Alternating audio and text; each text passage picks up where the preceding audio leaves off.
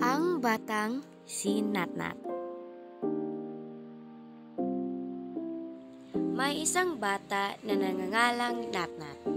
Sabi ng karamihan ay isa siyang makulit, pasaway, palaaway, at nagsisinungaling na bata. Siya ay nag-iisang anak ni Mary at Peter. Ang mga magulang ni Natnat ay palaging may ginagawa sa kanilang trabaho.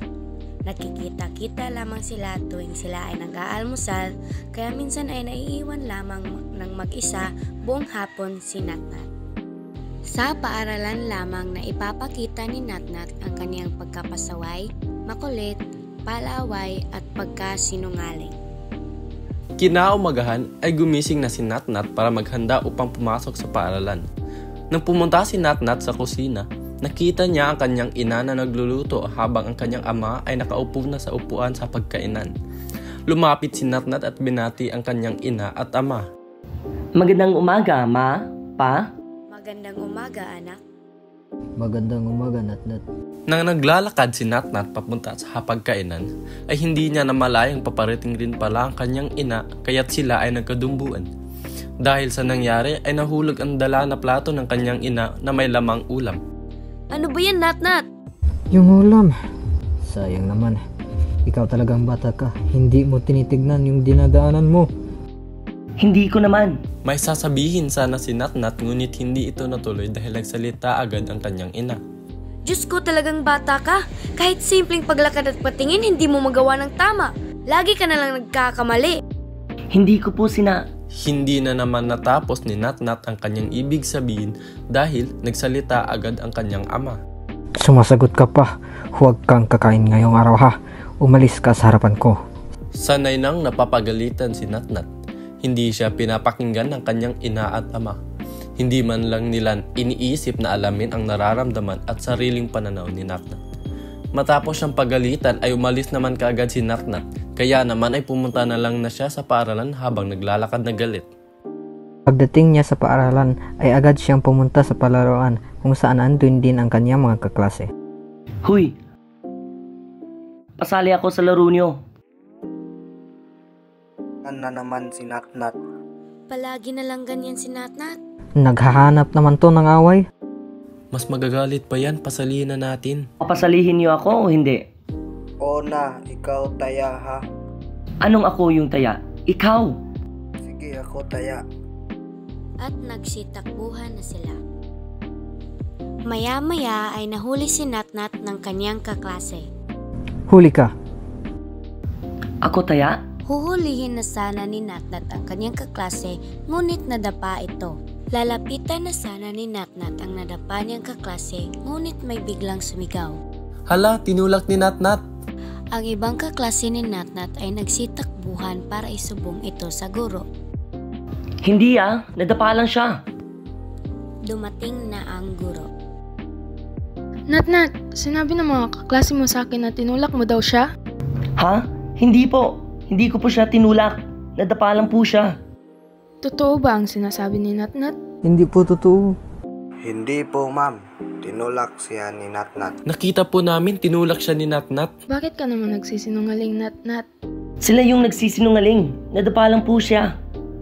Hindi, tinulak mo siya. Hindi. Nadapa lang siya. Sabihin mo ang totoo. Umiyak lang uli ang bata. Umiyak ka pa ha? Ikaw yung nagsisinungaling. Natnat, tama na yan. Baka ikaw talagang nagsisinungaling. Nanahimik na lang si Natnat kahit siya ay galit na. Tatawagin ko ang iyong mga magulang. Pumasok ka sa silid-aralan. Naglalakad si Natnat patungo ng classroom na may galit na iniinda. Nung dumating na ang mga magulang ni Natnat, kitang-kita na niya na sila'y galit na. Bakit niyo kami napatawag? Si Natnat po kasi may tinulak. Yung bata iyak ng iyak dahil may sugat ito sa paa. Ah, ganun ba? Nag-alala na si Natnat dahil alam niya kung ano ang kahinatnan niya pag-uwi nila. Bakit mo ba yung nagawa, Natnat? Hindi ko siya tinulak. Sabi ng iba mong kaklase ay tinulak mo siya. Ba't ka pa nagsisinungaling? Hindi ko nga siya tinulak. Mali sila. Hinuli ko lang siya kasi ako yung taya. Hinuli ko siya, hindi ko siya tinulak.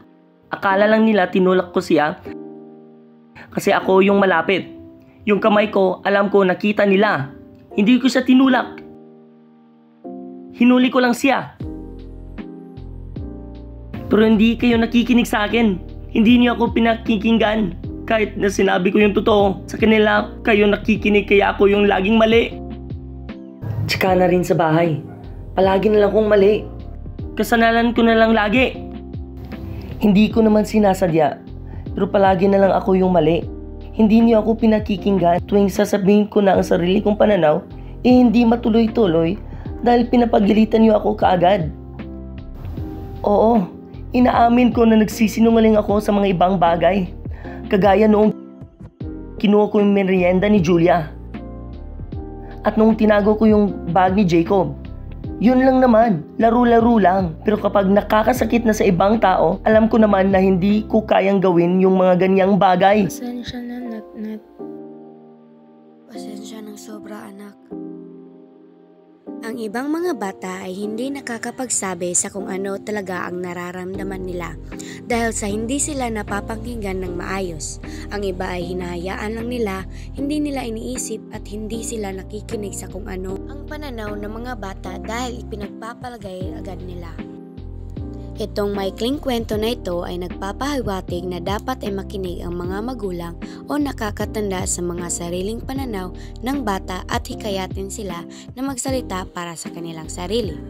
Ang mga nakatatanda ay dapat nakikinig at hindi dapat nila hinahayaan o pinabayaan ang kanya-kanyang pananaw ng mga bata.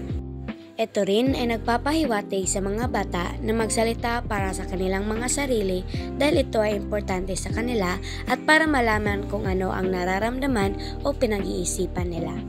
Ang isa pang gintong aral na makakuha natin dito sa maikling kwento ay hindi dapat nagsisinungaling ang mga bata.